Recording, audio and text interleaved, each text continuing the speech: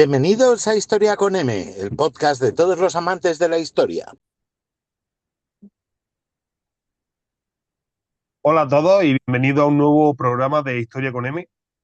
Hoy tenemos con nosotros a un grandísimo escritor que lleva ya varias novelas publicadas con la editorial Pamier, y en este caso hablaremos sobre Numantia, Sangre y Fuego, que es su última novela. O sea que aquí tenemos hoy a Santiago Díaz Morlán. Muy buenas, ¿qué Hola, ¿qué tal? tal? ¿Qué tal, Marcos? ¿Qué tal? Encantado de estar contigo en tu podcast. De verdad. Vamos, vamos a darle caña y a explicarle un poco a los Ujú. oyentes de qué trata tu novela. Bueno, pues a ver, vamos a ver. La novela, evidentemente, ya por su título, cualquier mínimo amante o interesado o curioso de la historia de España ya sabe de qué va, ¿no? Lo que pasa es que yo creo que su Numancia se ha escrito, obviamente, a nivel ensayos, a nivel estudios arqueológicos, pues mucho. Y a nivel de literatura, de novela histórica. Sí es verdad que un autor que no voy a mencionar, de los años 80, digamos que tuvo un pelotazo, un bombazo, llámalo lo que quieras, cuando descubrió que el panorama literario español a nivel de novela histórica en los 80 pues era bastante escaso y descubrió, bueno, ahí va, nadie ha escrito sobre esto. Y escribió una novela, Numancia, que bueno, personalmente, teniendo en cuenta lo importante del episodio, lo que puede interesar, pues a mí personalmente, es una opinión muy personal, pues no me gustó mucho, me dejó frío, ¿no? Y a partir de ahí yo creo que ha habido pocos registros literarios sobre ese episodio. Y como ha sido siempre un tema que desde niño, desde muy niño, a mí me había interesado, pues decidí, vamos a abordarlo un poquito desde otras perspectivas, ¿no? Y bueno, pues esta fue la idea y adelante. Y esto es lo que salió.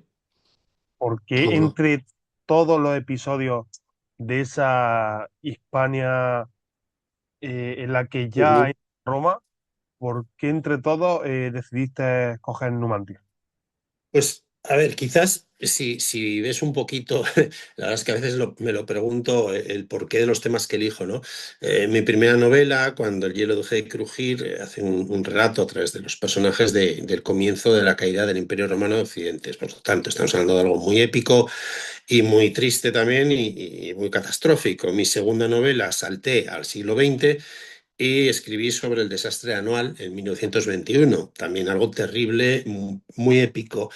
Y Numancia, indudablemente, pues es algo también terrible y muy épico. Quizás el encontrar un episodio así, en primer lugar, por mi interés personal, ¿vale? O sea, Soria me gusta mucho, pero la historia de Numancia siempre me había cautivado y porque creo que tiene todos los ingredientes en los cuales podemos encontrar lo mejor y lo peor del ser humano, ¿no? Entonces, eso de confrontar lo peor y lo mejor del ser humano siempre me ha fascinado. O sea, el ser humano no es perfecto, ni los buenos son eso, pluscuamperfectos, ni los malos generalmente dejan de tener detalles de humanidad, ¿no? Por lo tanto, creo que Numancia, el episodio en sí, reunía todos los requisitos, aparte de ser, por decirlo de alguna manera, un hecho histórico referencial, ¿no? En la mitología histórica, vamos a llamarlo así, aunque no sea muy propio, de la historia de España. Y entonces me pareció adecuadísimo y sobre todo las ganas de escribir sobre eso, porque de verdad, humildemente pienso que no estaba del todo bien, bien trabajado o bien tocado literariamente, quiero decir. Ujú. Claro, es que con todos los puntos de vista que refleja en tu novela, se ve que hay una gran investigación detrás. Entonces, este Mm. pensamiento me lleva a una de las dudas, que es si hay algún momento en la investigación que te sorprendió a la hora de algún descubrimiento o algún punto que te sorprendió más de lo que esperabas. A ver, en general pienso, y estoy hablando como si yo tengo tres novelas, lo que pasa es que la historia es mi pasión, ¿no? Pienso que para escribir una novela histórica tiene que haber dos ingredientes fundamentales. Uno, obvio, que atrape, literariamente sea decente a nivel de su estructura narrativa, que atrape a un lector, pero sobre todo, si es una novela histórica, no puede tener fallos. No puede tener fallos históricos de documentación. Es decir, personalmente yo, en ese sentido, soy muy exigente. Si leo una novela histórica que me está gustando y de repente leo algo que yo sé que no está bien, significa que no está trabajada digamos, la base de estudio o documentación y automáticamente pierdo el interés. O sea, es como que dejo de tener respeto a eso que estoy escribiendo, ¿no? A ver, ¿por qué te digo todo esto? Pues porque efectivamente hay un trabajo detrás. Yo, evidentemente, no soy historiador, ni una novela histórica pretende suplantar un ensayo histórico, eso que quede claro. Pero sí es verdad que si es una novela histórica, tiene que estar bien documentada. Entonces, en todo ese proceso de documentación, que es la mitad del tiempo de producción de la novela, es decir, la mitad es investigación, subrayar, estudiar, repasar lo que habías leído, volverlo a leer, marcar, grabar, apuntar, visitar los sitios también. Y luego la siguiente parte ya será escribir con todo eso desplegado, ¿no? Cerca de donde escribes. Eh, Todo ese proceso te lleva a descubrir cosas que antes, pues hombre, cuando no habías entrado tanto en el detalle, efectivamente, pues se te habían pasado desapercibidas. Hay algo que me fascinó. Tengo que decírtelo en la novela. Lo comento y se nota la fascinación en los apéndices, algunos apéndices un poquito explicativos para que el lector, si tiene ganas de leerlos, pues vea de dónde vienen las cosas, ¿no? Y hay uno que especialmente me llamó la atención y que en mis primeras etapas de conocimiento del tema de Numancia, me había pasado desapercibido, pero ahora me resulta fascinante, que es el tema de la ciudad de Lutia. Lutia es, para explicar a los oyentes y sin desvelar gran cosa, vamos, una pequeña ciudad celtíbera, que Apiano, que es la fuente principal de nuestros conocimientos sobre lo que pasó allí, que a su vez bebe de Polibio, que estuvo probablemente allí presente, pues Lutia es una pequeña ciudad aparentemente próspera, en las palabras de Apiano, y que Apiano lo sitúa a 50 kilómetros de Numancia, a la que los numantinos ya rodeados, pues acuden algunos a pedir ayuda, ¿no? Y bueno, pues no voy a desvelar lo que pasa, pero sí diré que lo que me fascina es que hoy por hoy no se sabe dónde está esa ciudad, ¿no? Y me parece un tema fascinante. Hay muchos candidatos para ubicar esa ciudad. Yo tengo mis propias ideas al respecto. Personalmente pienso que es actualmente una pequeña población muy pequeñita, pues que tendrá 10 habitantes o así, que se llama Cantalucia, que está exactamente a 48 kilómetros en línea recta y que coincide probablemente con las trayectorias del que los numantinos tuvieron que hacer para pedir ayuda.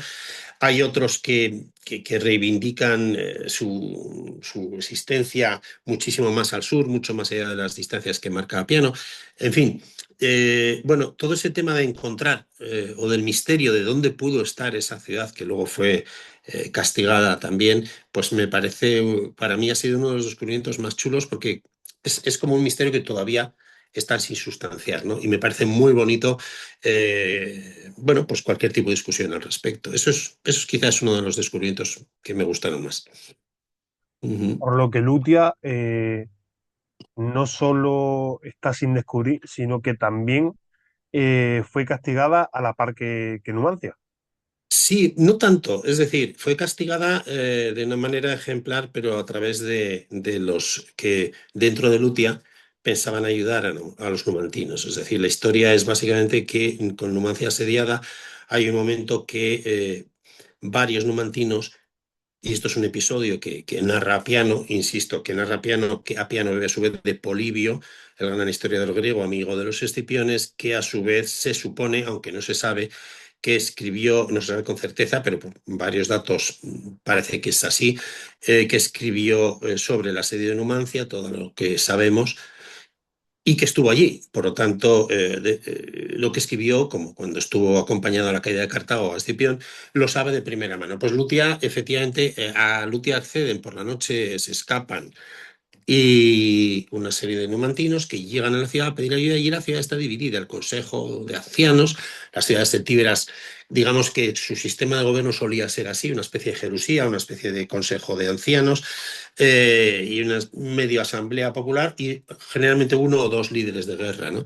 Y el Consejo de Ancianos no veía con buenos ojos ayudar a una ciudad que veía que estaba condenada. Sin embargo, parece que los discursos de los numantinos consiguen soliviantar a parte de la juventud de esa ciudad y Apiano nos habla de 400 jóvenes de Lutia que deciden apoyar. Pero mientras tanto, el Consejo de Ancianos avisa a Escipión de lo que está pasando y Escipión a la carrera, prácticamente con tropas ligeras, accede durante toda una marcha por la noche a esa ciudad, la rodea y exige la entrega de los rebeldes bajo la amenaza de que en caso contrario pues se arrasará la ciudad. Y efectivamente el Consejo se los entrega y el castigo es cortarles a todos la mano derecha, que es algo muy simbólico, pues supuestamente es la mano con la que los celtíberos empuñan el arma, o casi todos, ¿no? Pero para ellos realmente el corte de las manos era o bien un trofeo de guerra, o bien una consecuencia de una victoria, o bien si te amputaban la mano, lógicamente sería lo peor de lo peor. Y eso es lo que ocurre. Por lo tanto, Lutia sigue, ha entregado a sus propios jóvenes y Escipión sigue con el asedio. O sea, es decir, la ciudad no es arrasada. No debía ser una ciudad muy, digamos, muy grande, pero lo cierto es que tenía 400 jóvenes y un consejo, y Appiano nos habla de ellos, de ella como una ciudad próspera. Por eso me parece un misterio la inexistencia absoluta de cualquier tipo de vestigio o dato, más allá de una placa de bronce que se encontró, que probablemente sea simplemente un tratado de amistad entre los que hacían los celtíberos, ciudad con ciudad, que se encontró al norte de Guadalajara, en una localidad que reivindica precisamente que allí estaba Lutia. Yo no lo creo, demasiado lejos, muy difícil llegar en una noche de las tropas romanas, y más bien creo que es una placa que recuerda la amistad entre ambas ciudades con Lutia. Pero bueno, es un misterio, no se sabe nada ni dónde está, pero que existió, sí, entonces me parece fascinante, sí, sí. La verdad que el tema de Lutia es algo bastante interesante. Sí que sí. Hay un tema que me gustó mucho de tu novela y es Ujú. cómo, digamos, cómo esa caída, bueno, más que esa caída, hay un conflicto de ego entre los líderes de Numantia Ujú. que propician esa caída, Ujú. para mi parecer. Sí. Y me gusta mucho Ujú. dejado en la novela. Ujú. ¿Cómo lo hiciste a la hora de escribirlo? A ver, partimos de la base de que realmente yo creo que es muy importante tener esto en cuenta. El conglomerado de ciudades celtíberas funcionaban de forma autónoma como probablemente funcionaban en casi todo el Mediterráneo las ciudades, excepto Roma, que tiene en su crecimiento un toque distinto que le hace digamos, expandirse. Luego, si quieres, hablamos de eso, de la manera que se expande. Pero las ciudades en general del Mediterráneo y sobre todo en el caso de ciudades más pobres, como son los de la Celtiberia, estamos hablando de todo el conjunto de Soria, estamos hablando de parte del norte de Guadalajara, estamos hablando del este de Burgos, toda esa zona al sur del Ebro, que podemos llamar la zona de los celtíberos o de mayor concentración, está formada por pequeñas ciudades más o menos predominantes cada una y pertenecientes a distintos pueblos. Es decir, los celtíberos son un conjunto de pueblos con una serie de características comunes, pero con ciudades no siempre bien avenidas entre ellas. El tema, y esto es importante para hablar luego de los egos, es que en esta guerra esta guerra empieza porque es que Numancia cumple con uno de sus pactos, con un pacto con una ciudad, ¿vale? Y claro, estamos hablando de que los numantinos no declaran la guerra a Roma. Son ellos los que, bueno, cuando se Caiza o Segeda, que es esa ciudad, ¿no?, de los velos, decide desobedecer o no atender los requerimientos o las amenazas de Roma y Roma le declara la guerra, pide ayuda a Numancia y Numancia se la da. Vale, a partir de ahí imaginémonos toda la población de Secaiza que abandona su ciudad para acogerse a las murallas de un castro. Bueno, un castro es una ciudad, pero que no es grande. Estamos hablando que a partir de ahí, y es muy interesante, y eso es lo que intento abordar en la novela, el cruce de egos surge precisamente porque es que si de repente en una ciudad de, pongamos, porque las cifras de la población son difíciles de decir, pero pongamos 8.000 habitantes, incluyendo mujeres, niños, ancianos, guerreros de las zonas colindantes, se suman otros 6.000 o otros 8.000, pues evidentemente la convivencia se va a deteriorar. Y a partir de ahí, si se deteriora entre los habitantes, se deteriorará también entre los líderes de cada sección, ¿no? Y esto realmente es algo que no se puede pasar por alto. Tengamos en cuenta, Marcos, que al final, cuando el asedio, Numancia está sola y de los 60.000 hombres que rodean la ciudad, 60.000, ¿vale? Y es una cifra que se repite y que esto es verosímil, entiendo yo, la mitad o más de la mitad son celtíberos, ¿vale? Es decir, que están ayudando a Roma y que quieren ajustar cuentas con una ciudad que ha sido predominante, que es Numancia, y que se ha quedado absolutamente sola. Por lo tanto, es fácil que haya lucha de egos entre esto, y así quería reflejarlo, ¿no? Quizás cuando uno lee a piano y va leyendo, la idea surge porque si lees a piano, que es un relato muy escueto, va hablando en distintas etapas de los distintos jefes que va teniendo Numancia o que aparecen como líderes destacados. Y uno se pregunta, joder, qué poco ha durado este, o por qué este otro y por qué este otro, ¿no? Entonces ya a partir de ahí es la fantasía un poco del escritor de intentar juntar lo que te he dicho al principio con esa mezcolanza y esa apretura de gentes en la ciudad con las debilidades humanas, lógicamente, en el liderazgo, con las referencias continuas de distintos nombres que nos da Piano, ¿no? La conclusión pues parecía lógica. Bueno, pues hablar de ese cruce de egos tan duro, ¿no? Que aparece en la novela. Ujú. Claro, y lo que veo también es que no solo nos quedamos con el punto de vista de Numantia, sino que también los romanos, bueno, tenemos un punto de vista romano y que quería que me explicaras porque parece que no le hace falta mucho para empezar la guerra, ¿me entiendes? Mm. Sí, a Entonces, ver, sí, dime, Marcos. no, no, sigue, sigue, sigue. Ah, no, no, que sí, que efectivamente esto es una característica. A ver, yo creo que es muy importante para cualquier oyente, y desde luego, y que me perdonen los que por supuestísimo lo tienen muy claro, pero sí es muy importante separar qué era Roma en aquella época y qué fue después, es decir, separar la etapa republicana de la etapa imperial. Que la etapa republicana es apasionante, es un experimento extraño, la sociedad política romana. Los romanos eran muy aficionados a la política, realmente tenían un sistema muy peculiar, muy raro, muy extraño, que curiosamente les funciona durante cientos de años, ¿no? Y hace que la república se expanda de una manera primero defensiva, luego muy agresiva y finalmente trascendiendo la península itálica y sobre todo ya cuando terminan de ganar, sobre todo en la Segunda Guerra Púnica, a su máximo rival, a Cartago, ¿no? Claro, este sistema en el que efectivamente hay elecciones, en donde se eligen los cargos, los máximos cargos, los cónsules, que solo pueden estar un año, con una serie de limitaciones, el censor, los distintos jueces, etcétera, hacen que aunque sea un régimen más o menos participativo, se participa a través de tribus, ¿vale? Centurias, donde cada centuria o cada tribu tiene un voto, pero no todas tienen el mismo componente. O sea, no podríamos hablar que es una democracia, tampoco es un sistema, digamos, dictatorial, ni muchísimo menos. Es más o menos un sistema autocrático donde el pueblo tiene la ilusión de participar. Bien, toda esta ilusión que tiene el pueblo de participar en un proyecto común es lo que hace diferente a Roma. Eso y la eficacia de sus, digamos, tácticas militares o sistemas militares, que hace que comiencen a ser una verdadera potencia militar, y sobre todo teniendo en cuenta que detrás hay un orgullo de pertenencia y de ciudadanía. Es muy característica la resistencia que tiene Roma a dejar que otros pueblos, los mismos itálicos, tengan los mismos derechos de ciudadanía que los propios romanos, ¿no? de la urbe. Al final eso digamos, se va expandiendo y esa muestra, esa combinación de poder militar, orgullo de pertenencia, expansión de un modo de vida que cada vez se va sofisticando más y que a los pueblos conquistados les va seduciendo.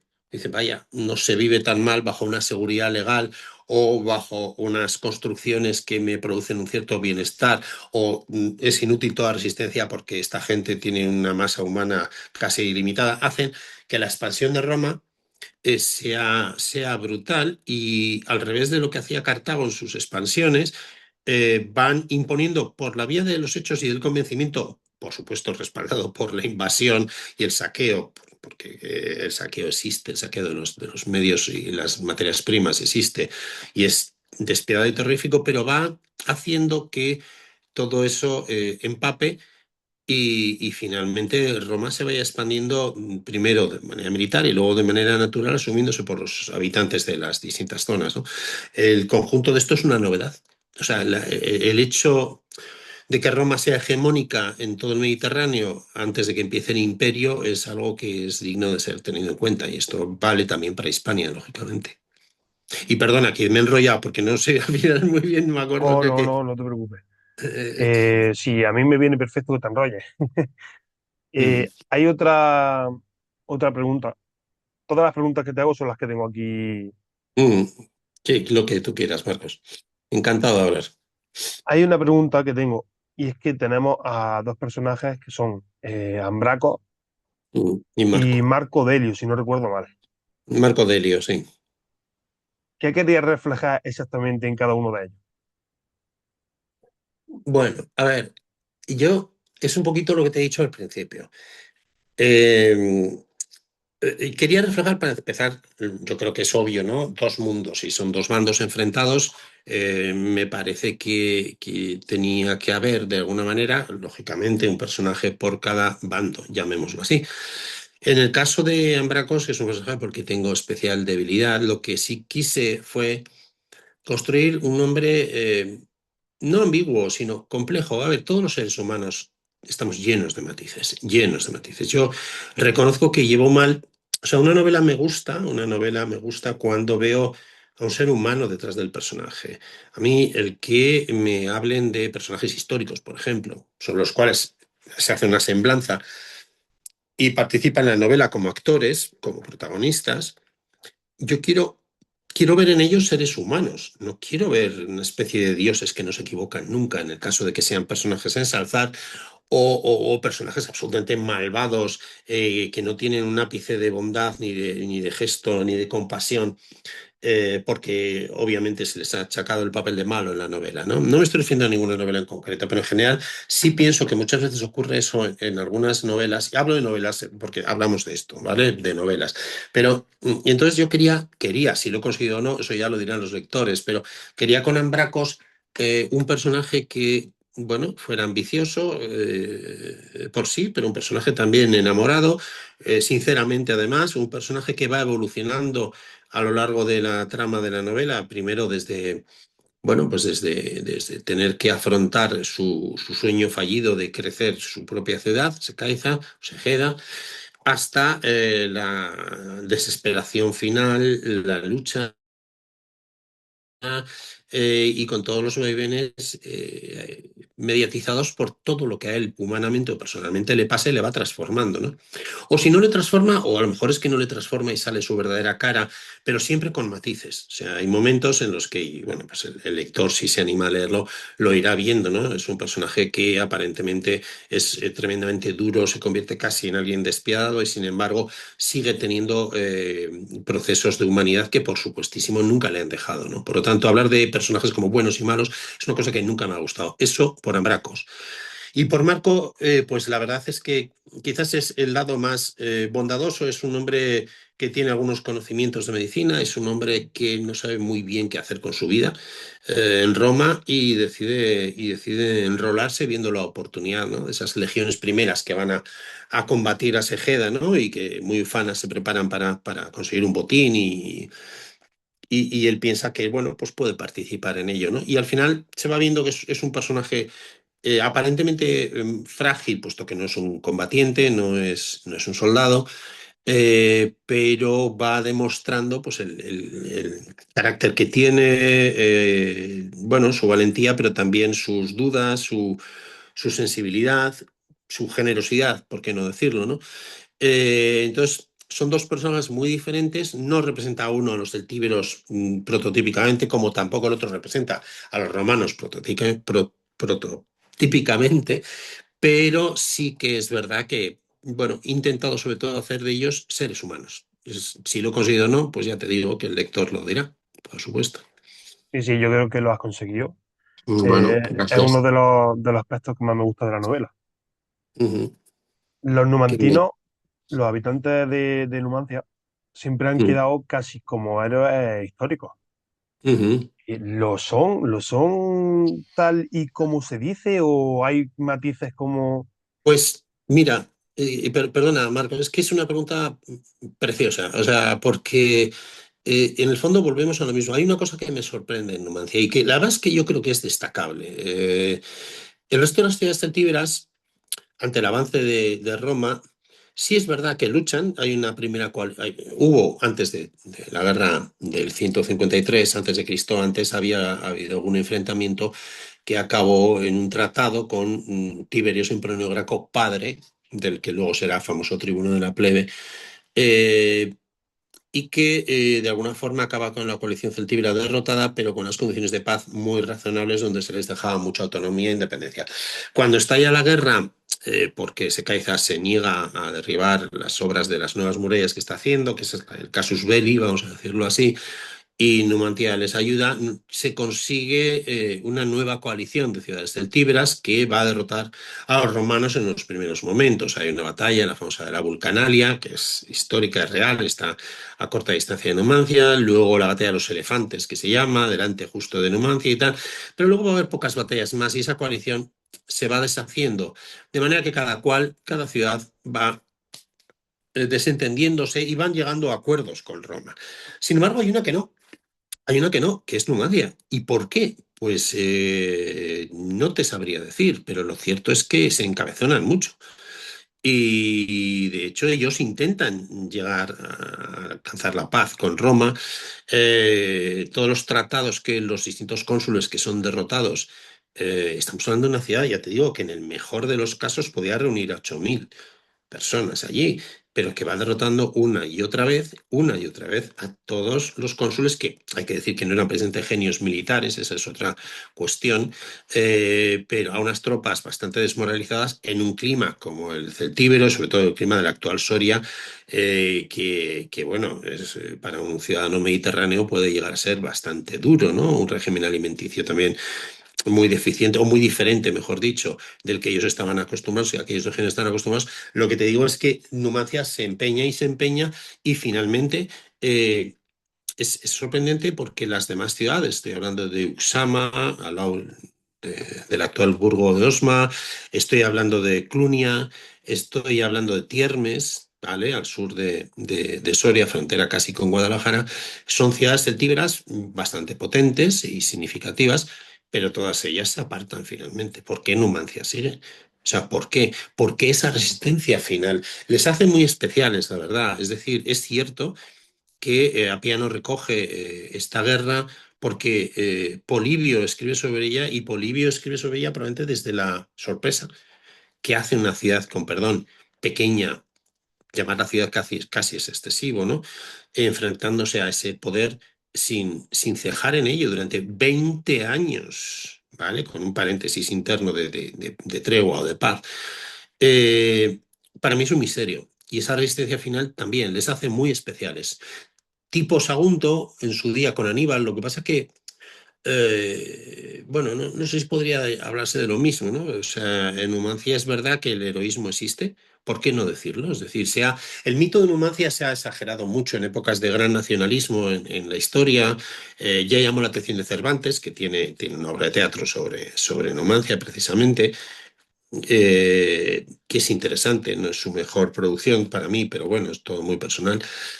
Pero ¿cómo te diría? Hay algo heroico ahí. O sea, no se trata cuando nos han metido, digamos, por los ojos, por los oídos, por todas partes, mitos fundacionales de cualquier país. Hablo de cualquier país, no solo España, que si los portugueses, que si Aljubarrota, que si los franceses, la Revolución, que si Estados Unidos, pues la batalla de no sé cuántos, o los países sudamericanos, pues Sucre, Ayacucho, no sé cuánto. Siempre hay como mitos fundacionales, ¿no? Numancia no es que sea un mito fundacional, pero siempre se ha destacado como algo absolutamente excepcional. Y es que lo fue, es que lo fue, o sea, lo fue. Realmente al final mueren de hambre, pero no se rinden, ¿vale? Y quedan cuatro gatos cuando finalmente todo se acaba, ¿no? Cuatro gatos y aún así a piano y probablemente cogiendo palabras, insisto, de Polibio, relata todavía la fiereza de la mirada de esos últimos ancianos y niños, bueno, niños no, porque niños ya habían muerto todos, pero gente que queda con una mirada dura, ¿no? Una mirada de odio. Es decir, el mito sí, se puede desmontar más o menos, un mito es un mito, pero en este caso el mito tiene mucho de realidad y es admirable. Y yo no soy especialmente dado a ensalzar como los valores, yo qué sé, que representan a todo un pueblo. No, la realidad, sin embargo, es que Numancia fue una ciudad heroica y eso no se puede obviar, es que fue así. Pues Santiago, creo que esta primera parte del programa ha quedado genial. Qué bien. Ahora, para que lo sepan los oyentes, tenemos una segunda parte que Ujú, irá dedicada al paso de Roma en Hispania, en la ujú. península ibérica. Muy Así bien. que nada, con esto damos un breve descanso para los oyentes. Venga, sí, me tomo un cafecito y vengo. Venga.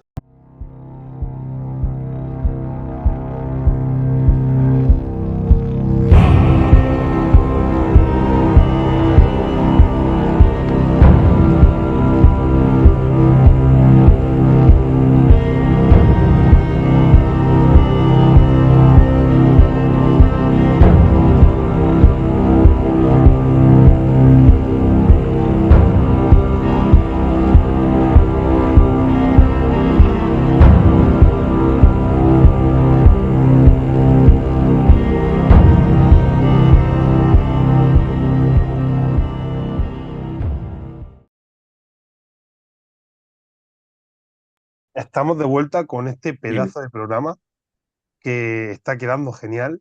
Y antes de seguir, quisiera recordar a los oyentes que tenemos ahora mismo un pedazo de sorteo junto a la marca de ropa Legado Hispánico, en la que sorteamos una camiseta de Álvaro de Bazán, que conmemora el 500 aniversario de su nacimiento. O sea Qué que bueno. todos los que nos sigan en las redes sociales lo podrán ver y que participen, que para eso está.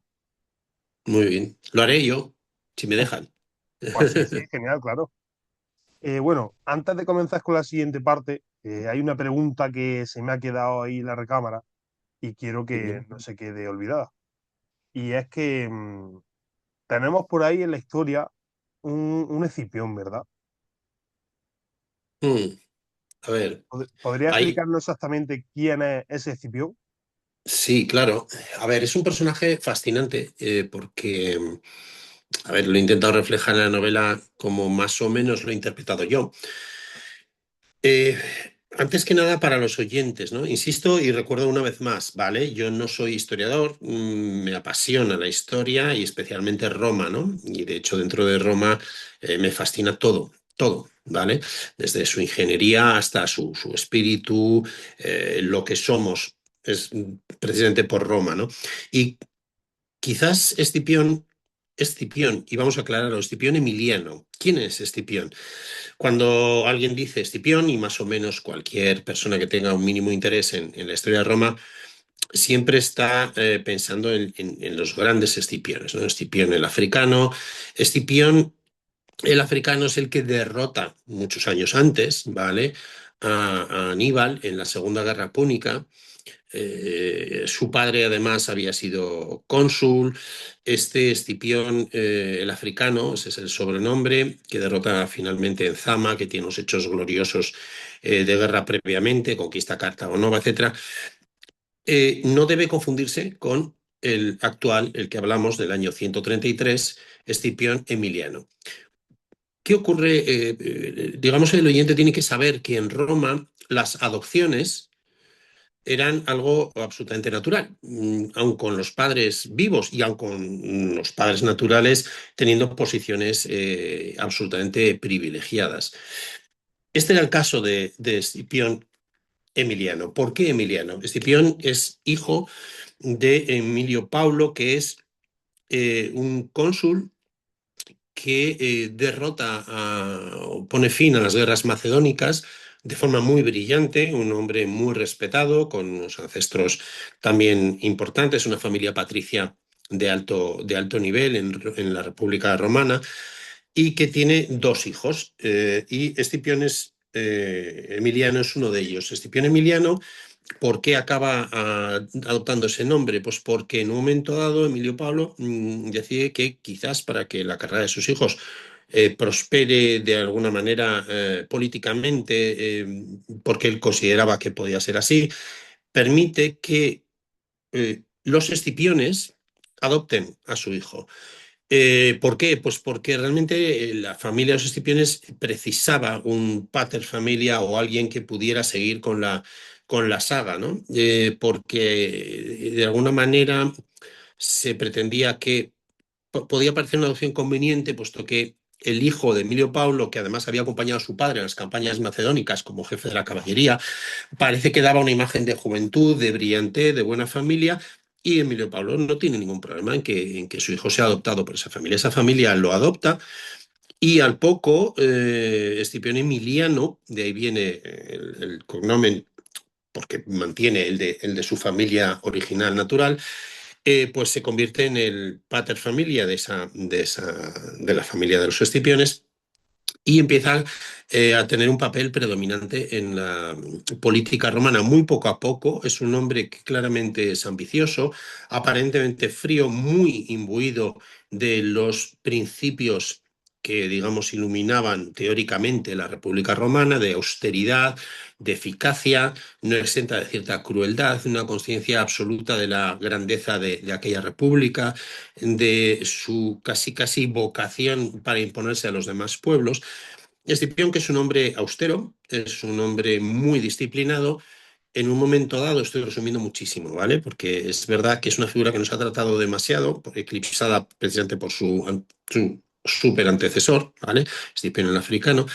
Y en un momento dado, cuando Roma desencadena la última guerra, la tercera guerra púnica contra Cartago, y fracasa con los cónsules que llevan ellos. Es una guerra despiadada y además es una guerra injusta porque realmente Cartago se va plegando a todas las exigencias de Roma hasta que al final, lo que se ve claro, como pasa posteriormente con Secaiza, con Segeda en el ejemplo de Numancia, ¿no? Está claro que lo que Roma quiere es quitarse un enemigo de en medio para siempre. Y los primeros cónsules que van a asediar esa ciudad, que se resiste, fracasan hasta que Escipión Emiliano consigue, ya había sido cónsul, y consigue que le nombren cónsul otra vez, rompiendo las reglas constitucionales, llamémoslas así, de la República Romana, de no poder repetir en un periodo de tiempo el cargo máximo de la República, pero digamos que lleva a cabo un asedio implacable que nos recuerda mucho al que posteriormente hará con Numancia y consigue asaltar la ciudad a sangre y fuego. El asalto a Cartago está narrado por Polibio de una manera muy vívida, por eso lo conocemos, y es terrorífico. Es una lucha, bueno, en modo, es que casi diría yo, un Stalingrado mediterráneo. ¿Vale? O sea, donde las tropas romanas avanzan casa por casa, se lucha entre los pisos, se tiran unos a otros de una azotea. Al final, las tropas cartaginesas van reduciéndose a la última colina.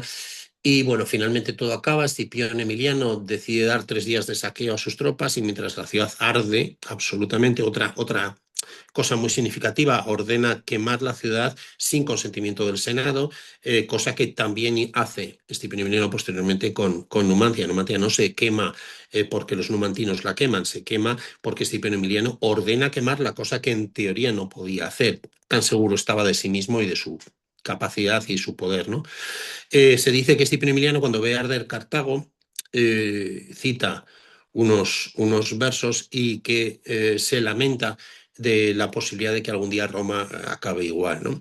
Es un personaje muy romano, es decir, austero, insisto, lo que he dicho antes, duro, muy consciente de la superioridad romana en todos los niveles, no solo ley, sino militarmente, tecnológicamente, y al mismo tiempo, eh, claro, como hemos dicho al principio, ¿no? Yo no lo calificaría de un personaje malvado. A veces algún lector que me ha venido diciendo, joder, pero Escipión es el malo, ¿no? Es el que acaba con Numancia y tal. Y dice, bueno, no sé, era un hombre de su tiempo que lo hace eficazmente y que cumple la tarea que finalmente, en el caso de Numancia, digo, el Senado le vuelve a encargar desesperadamente, incumpliendo nuevamente esas normas constitucionales, y lo hace despiadadamente porque considera que no puede ser que lleven 20 años y esa ciudad de mierda, con perdón, para el concepto romano, siga tocándole las narices, ¿no? Por lo tanto, Escipión Emiliano es un personaje además que tiene una muerte extraña. Escipión Emiliano muere de repente estando muy bien en Roma, en su casa.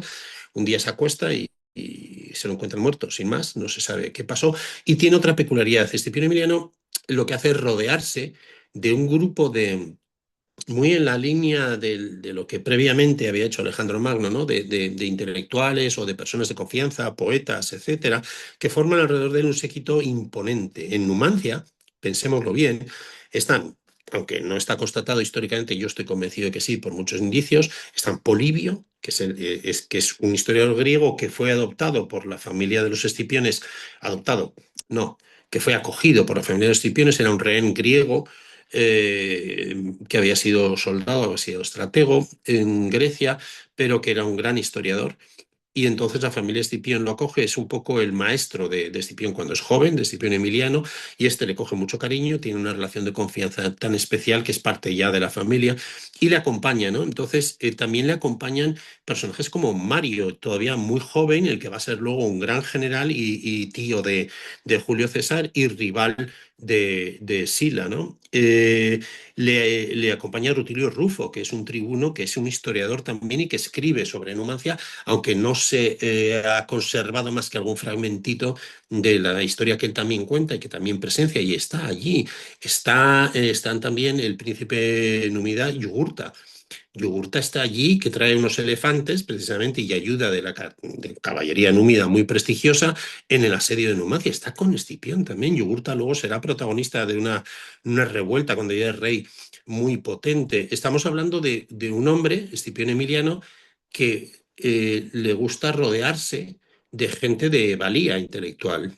Y esto le hace también un personaje muy especial. A mí me sorprende que no se haya escrito más. Ahí últimamente, creo que el año pasado, o hace 2 años, salió una biografía en España, no me acuerdo del autor, pero que recomiendo porque creo que es la única. Y realmente es interesantísimo. Y este es un poco más o menos mi visión corta de Escipión Emiliano, ¿no? Un personaje interesante, la verdad. Hay una cosa que has dicho y es que no se puede definir a Escipión Emiliano como malo o bueno, pero es que claro, ¿quién son los malos y quién son los buenos de esta historia?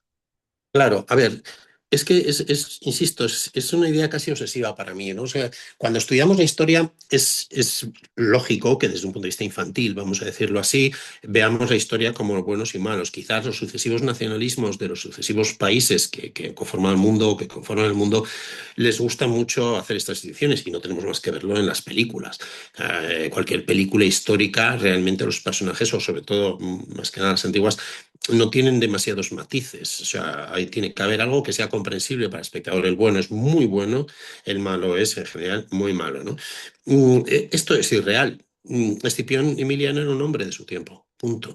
No era un personaje que estaba loco, ni mucho menos. Era un militar muy eficiente, muy disciplinado, que coge tropas y que las disciplina de manera brutal, haciendo él lo mismo.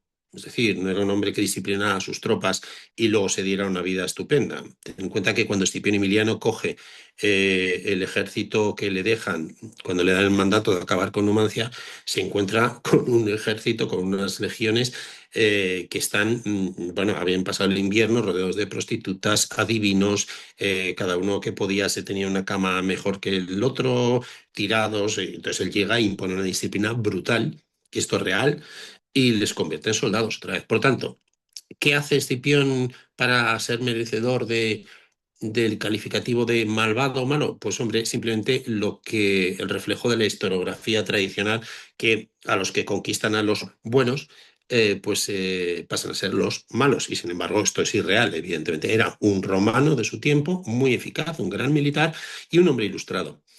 ¿Esto le convierte en mejor o peor? No, le convierte en diferente, lo cual es muy interesante.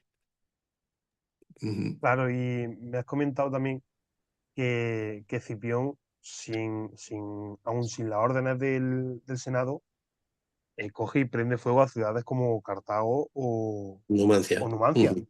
Entonces, esto en el Senado, ¿cómo pudo llegar a sentar? Porque ya sabemos que el Senado, Ujú. casi cualquier desobediencia, ¿cómo Ujú. pisarle? Efectivamente, hay que tener en cuenta una cosa del sistema complejo político de la República. Digo que es apasionante. Yo reconozco que todos entramos en Roma a través de la imagen de los emperadores, mejores o peores, pero a fin de cuentas es fácil de entender. Tenemos un emperador que manda mucho, puede ser más o menos brillante, como Trajano o como Adriano o como el propio Octavio, Augusto, vaya. Y luego un Senado que es casi, casi decorativo, que es un poquito el que mantiene el paripé de una supuesta forma de gobierno que ya no existía, ¿no?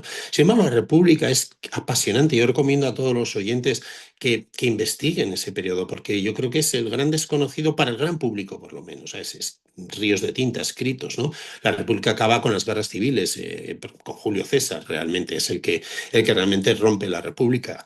Pero hay que entender una cosa en aquel sistema de gobierno, el poder ejecutivo, por decirlo de alguna manera, el equivalente a lo que podemos llamar un gobierno actual, ¿vale? El poder ejecutivo estaba en manos de los cónsules, los dos cónsules, ¿vale? Estos eran los que dictaban las leyes, no era el Senado. El Senado no tenía un papel asignado como órgano legislativo, un equivalente a nuestro Parlamento, ¿vale? No, no era exactamente eso. Las leyes se proponían por los cónsules o en su caso por los tribunos de la plebe, como figura que se hizo para controlar a todo el patriciado romano, ¿vale? Representando un poquito, podían vetar propuestas, etcétera, pero se aprobaban por la Asamblea Ciudadana, que se convocaba para aprobar o no. Esto da pie a los discursos encendidos desde la rostra, que es una zona del foro donde los oradores defendían ante la Asamblea la propuesta de determinadas leyes, etcétera. ¿Y qué hace el Senado en todo esto? Diría cualquiera, ¿no? Porque todos pensamos el Senado pues es como una especie de parlamento de donde emanan las leyes.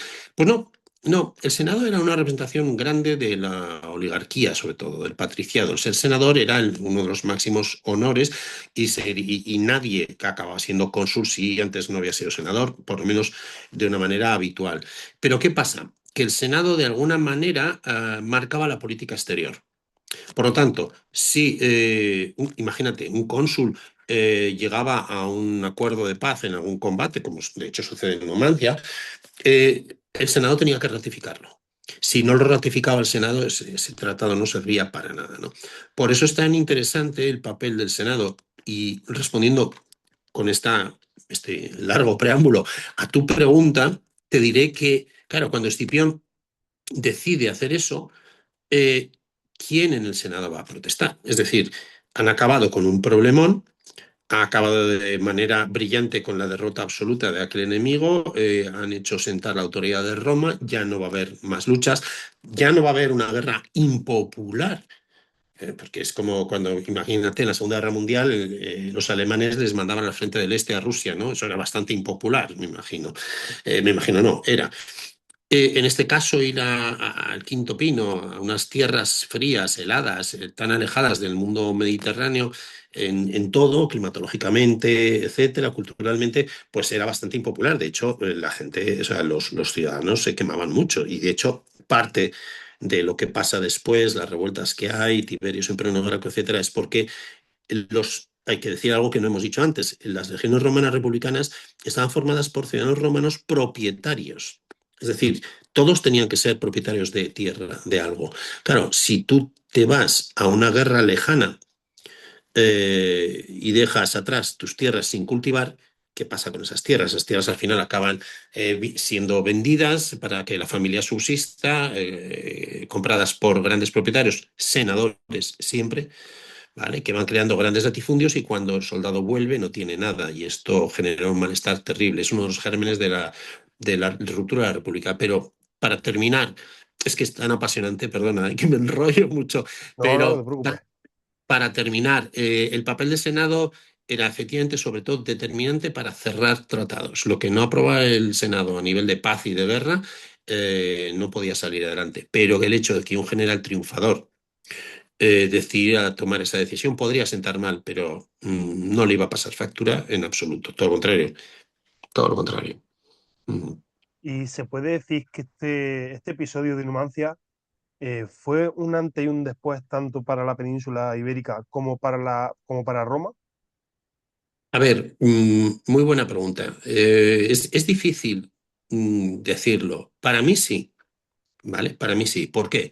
Porque Roma, cuando acaba la Segunda Guerra Púnica, Roma encuentra que la península ibérica, hasta entonces, gran parte de ella, sobre todo el lado mediterráneo, desde el Estrecho hasta el Ebro, estaba en manos cartaginesas. Hay que tener en cuenta que los cartagineses, digamos que su tipo de expansión era más bien comercial o mercantil, ¿vale? Es decir, yo extraigo la plata, extraigo los metales, consigo dinero, con esto puedo pagar a mi ciudad todo lo que pueda tener mi ciudad, pero al mismo tiempo contrato mercenarios, etcétera, pero no intentaban asentarse mediante el derecho, que es una de las claves, digamos, de la expansión romana. No intento hacer púnico, vamos a decirlo así, a los pueblos que conquisto, ¿no? Los romanos, sin embargo, sí. ¿Y entonces qué hacen?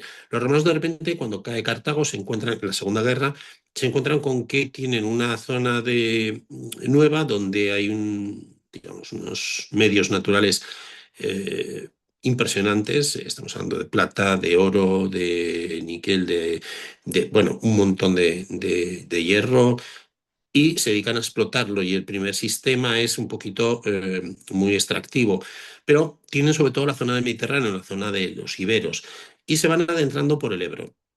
Y de repente llegan a un sitio que es como una especie de señal de stop, que son los pueblos celtíberos, que son bastante brutos, por decirlo de alguna manera, ¿no?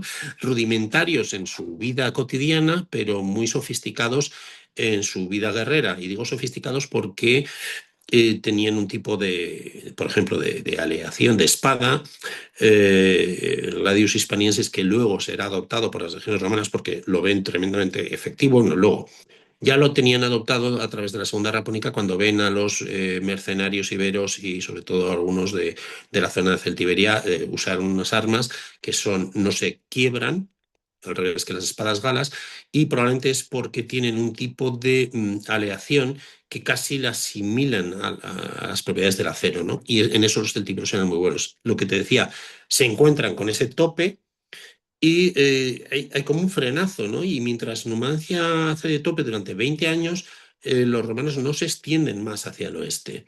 Sí es verdad que van romanizando toda la zona de la Bética, del Levante, etcétera, pero cuando cae Numancia ya empieza a haber de repente barra libre para seguir hacia el norte. Es Augusto, como todos sabemos, el que años después conseguirá rematar una conquista, digamos, que ha durado mucho, con las famosas guerras cántabras, que son duras y costosas, pero sin haber vencido el tope numantino. La conquista romana es como un semáforo, no podían seguir avanzando. O sea que sí, sí, cuando cae Numancia para mí claramente es el último pistoletazo de la última carrera para la conquista de Hispania, que empieza.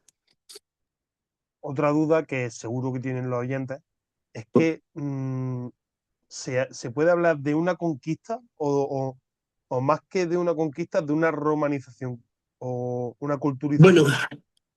Vale, a ver, insisto una vez más, ¿vale? No soy historiador. Yo todo es de mi propia cosecha o de mi propio interés, por tanto, no quiero pontificar. Es solamente la opinión de un novelista aficionado. Ya está a la historia, ¿no? Sentado esto, lo digo porque para que ningún oyente piense que estoy hablando escátera. En mi opinión, las dos cosas van de la mano. Es decir, Roma no solo conquista, romaniza, y ese es su éxito. Es lo que decíamos al principio.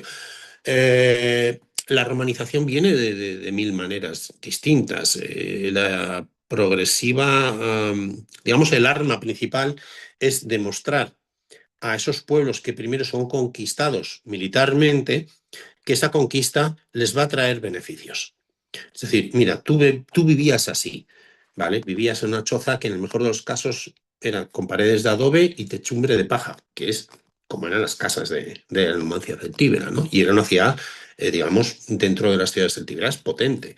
Y sin embargo, yo te voy a ofrecer no solo métodos de construcción sólidos, te voy a traer el agua con unos ingenieros que habrán aprendido todo lo que quieras en la antigua Grecia, pero que ahora yo los desarrollo de la manera industrial. Podríamos decir que es algo así como lo que Estados Unidos ha venido a hacer históricamente con sus inventos, gracias sobre todo a, digamos, impulso inicial intelectual europeo. Pues los romanos hacen esto, cogen de Grecia todas las técnicas para civilizar o para aportar bienestar y confort y un poco desarrollo y las perfeccionan, las mejoran, las hacen muy prácticas. Entonces tú imagínate que dices, no, mira, te he conquistado, me puedes odiar, vas a pagar muchos impuestos, pero mira esto, de repente te levanta una plaza y hay un mercado y hay seguridad para traer aquí tus alimentos, pero es que sobre todo, mira, tienes 20 fuentes y estas fuentes vienen porque yo he hecho una construcción que a nivel de galerías o a nivel de galerías subterráneas o cubiertas o arquerías que pasan los vados o sifones que van vadeando los obstáculos, te traigo agua que está en aquellos manantiales a 70 kilómetros, ¿vale? Y cada vez que quieras agua la vas a tener. No hay mejor forma de conquista que esa. Si tú piensas, y el ejemplo final es el muy manido ya, pero absolutamente certero, ejemplo del acueducto de Segovia. El acueducto de Segovia es una obra imponente. Cualquiera que vea Segovia lo ve y se queda, hoy en día sigue siendo imponente. Lo ves y dices, joder, qué pasada, qué es esto, ¿no? Pero es que lo curioso del caso es que la ciudad de Segovia era una ciudad pequeñita. O sea, no tenía mucha importancia en la época romana cuando se hace ese acueducto.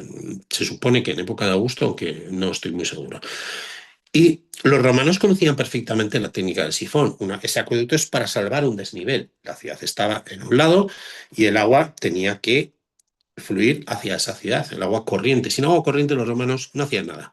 No había termas, otro de los elementos era, mire, tú puedes ir a una terma, bañarte con agua caliente, además. ¿Vale? Los romanos podían haber hecho algo muy barato, un sifón.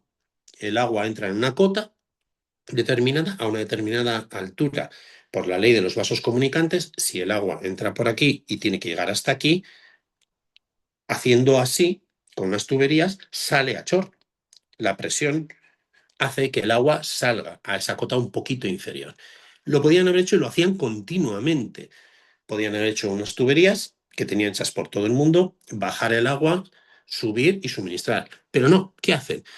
Pues hacen una obra absolutamente innecesaria, costosísima, evidentemente, hacer ese pedazo de arquerías que todavía hoy subsisten en Segovia, como otros acueductos, pero digo este ejemplo que nos suena a todos y lo conocemos todo, por pura publicidad. Por pura publicidad no era necesario. Y sin embargo, Roma es consciente de que haciendo esa obra va a captar más corazones que tener sometidos por las armas. Primero las armas, de acuerdo. Luego ya te afreiré impuestos también. Pero mira qué cosas soy capaz de hacer. Por tanto, el acueducto de Segovia es probablemente un muy buen ejemplo de marketing y de romanización, del ejemplo de lo que los romanos hacían y el por qué luego resulta que la romanización en Hispania, como en otros sitios, es tan potente, ¿no? Al final dices, joder, pues esto me interesa, me quedo con esto, quiero la ciudadanía y la pido y estoy todo el rato peleando para que me den su derecho, etcétera, ¿no? Esto es un tema muy interesante, la verdad. Uh -huh. Y la verdad que te explico súper bien, macho. Qué bien, gracias. Y es que me encanta. Reconozco que cada vez que, aparte que el tema del agua en Roma es algo que me fascina. Yo cada vez que digo que bebían de agua de lluvia, me traen los demonios. O sea, me gustaría a algunos arqueólogos decir, vale, vamos a hacer arqueología experimental. Vete, vete a un yacimiento con una poza al lado y dedícate un año a vivir del agua de lluvia. Y luego me dices, si vives, claro. Perdón. Sí. Em, Volviendo un poco al tema Numancia, hay otros episodios similares en la historia Ujú. de la conquista romana de Hispania. Como este, no. Vamos, a ver, en principio, por supuesto, a ver, lo que pasa es que después, cuando la República se deshace a tortas, ¿vale? Cuando realmente, a ver, el sistema republicano estaba bien pensado, les duró muchos años, cientos de años, hasta que de repente coinciden una serie de personajes excepcionales. Uno de ellos es Julio César, otro de ellos es Pompeyo, rodeado además bueno, pues mucha riqueza y mucha ambición. Entonces acaban matándose entre ellos, entre Octavio, cuando muere Julio César, las guerras, está Marco Antonio también, esos son personajes muy ambiciosos y que al final manejan las instituciones republicanas, intentan manejarlas a su favor. Una serie que recomiendo, donde se ve eso muy bien, es la serie Roma, que se hizo hace tiempo, que a todos los oyentes recomiendo, tiene 2 temporadas y que realmente es fabulosa, y que recoge justo ese momento de guerras civiles. ¿Por qué te cuento esto? Porque no es solo conquista, o sea, lo que pasa en Hispania es conquista hasta que estallan las guerras civiles. Antes de las guerras civiles de Julio César hay otras guerras, las guerras sertorianas. Sertorio es un lugarteniente muy brillante militarmente de Mario, que hemos dicho que, fíjate, acompañó de joven a Escipión Emiliano en la serie de Numancia. Fíjate qué personajes. Mario es un personaje también militarmente muy potente. Y Sertorio es su lugarteniente. Cuando Mario es perseguido y derrotado por Sila, que es un miembro de la oligarquía aristocrática romana que acaba instaurando una dictadura, aunque se va luego voluntariamente, pero bueno, Mario muere y Sertorio se va a España. Y Sertorio se hace muy popular entre las tribus. De hecho, por poner un ejemplo que nos pueda sonar, Numancia la quema Escipión y la entrega a los pelendones, que son una tribu celtíbera enemiga de los numantinos, porque en su día fueron desplazados del sitio donde estaba Numancia. Y entonces construyen otra ciudad. Lo que pasa que esa segunda ciudad numantina se alía con Sertorio en esas guerras civiles que hay y supuestamente casi seguro es destruida también. Y es cuando ya en época de Augusto se decide hacer la ciudad cuyas ruinas vemos ahora. Lo que vemos ahora en Numancia realmente son ruinas romanas. Otra cosa es que Schulten, el famoso arqueólogo alemán que investiga las ruinas en el siglo, a principios del siglo XX, descubre bajo los sustratos los restos de la primera ciudad, los restos del incendio, los restos de la cerámica, los restos de tal, ¿no? ¿Qué te quiero decir con esto? Que esa ciudad, esa segunda Numancia es destruida en esas guerras por posicionarse con Sertorio. Le pasa lo mismo a Calahorra, a Calagurris, que también se posiciona con Sertorio. Es decir, hay un montón de guerras. Calagurris tiene un asedio tremendo. Entonces, claro, tu pregunta no tiene una respuesta fácil, en el sentido de que no es que no haya habido más asedios, el asedio de Calahorra es también terrible, pero es en el contexto de unas guerras civiles entre romanos donde la población local se alinea con un bando o con otro. Le pasa lo mismo a Julio César cuando posteriormente está en sus particulares guerras civiles, ¿no? Contra los pompeyanos, es decir, contra el Senado, en definitiva. Hay ciudades que se resisten y hay que asediarlas. Por lo tanto, en ese sentido, claro que hay muchos asedios hasta que todo se consolida con Augusto, ¿no? Que deja de haber esas guerras. Pero son asedios diferentes, no son los asedios de una conquista, digamos, muy cinematográfica, de yo avanzo, conquisto y me hago con esto, ¿no? Es otro contexto. Pues se me está pasando súper rápido el tiempo. Qué bien, y a mí, a mí. ¿Ves? Es un peligro que me dejes hablar porque me encanta. No, no, no, no, a mí la verdad es que me está encantando. Qué El bien. problema es que ya queda poco. Entonces, Ya, ya. Dime. como última pregunta, bueno, más que pregunta es, ¿qué reflexión nos deja tanto tu novela, la de Ujú, Numancia, Sangre y Fuego, ujú. como todo esto que estamos hablando del paso romano en Hispania? Pues reflexión. No sé, cada uno podría tener la suya, ¿no? Yo creo que depende mucho de la personalidad de cada uno. Yo creo que es muy bonito acercarse a la historia para saber qué somos o de dónde venimos, ¿vale? Somos un conjunto de interacciones a lo largo de la historia, estoy hablando de los españoles, ¿no? Y por eso es tan importante conocer la historia, ¿no? Para entender mucho más el presente. Y la reflexión. A ver, como te he dicho antes, yo soy un auténtico enamorado de Roma, ¿no? Yo creo que el europeo en general es hijo de Roma, de Grecia y probablemente del cristianismo también. No se puede entender esa mezcla, o sea, no se puede entender lo que somos los europeos sin esa mezcla, ¿no? Con Numancia, un mundo que no había sabido evolucionar pierde ante otro que estaba en plena evolución, pero una evolución digamos, muy acelerada a nivel de todo, tecnológico, legislativo, cultural. No había comparación posible, por mucho que admiremos la cultura celtibérica, por mucho que admiremos a esa resistencia, y es digna de admirar esa resistencia, insisto en lo que he dicho antes, hubo heroísmo, realmente lo hubo. No podemos olvidar que al final la muchísimo más potente y poderosa cultura romana, con todo lo que traía detrás, una lengua. Ten en cuenta que los celtíberos sí se supone, ¿vale?, que los iberos les prestan su alfabeto y que de ahí hay algo escrito en algún lado, ¿no? Y hay pequeñas piezas que no se han descifrado mucho, pero imagínate, estamos hablando de un mundo en el que el latín, hasta el último soldado hacía grafitis en una piedra, lo cual habla de alfabetización.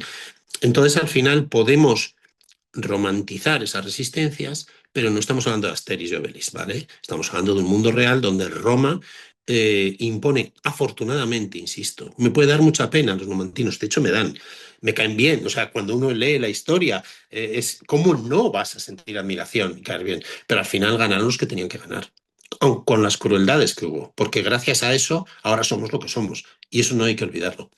Mm. Ujú. Así que considera que fue el paso acertado. Bueno, fue el hecho La acertado, digamos. Sí, y yo creo que fue el hecho inevitable. Por otro lado, es que era cuestión de tiempo. O sea, tú puedes resistir lo que quieras, pero el empuje no solo demográfico, sino cultural y militar, era cuestión de tiempo que apareciera un personaje como Escipión Emiliano, ¿no? Y que aunara todo, ¿no? Y así suma y sigue. Creo que sí. Nadie sabe qué hubiera pasado si Cartago llega a ganar la Segunda Guerra Púnica y Roma se rinde cuando estuvo.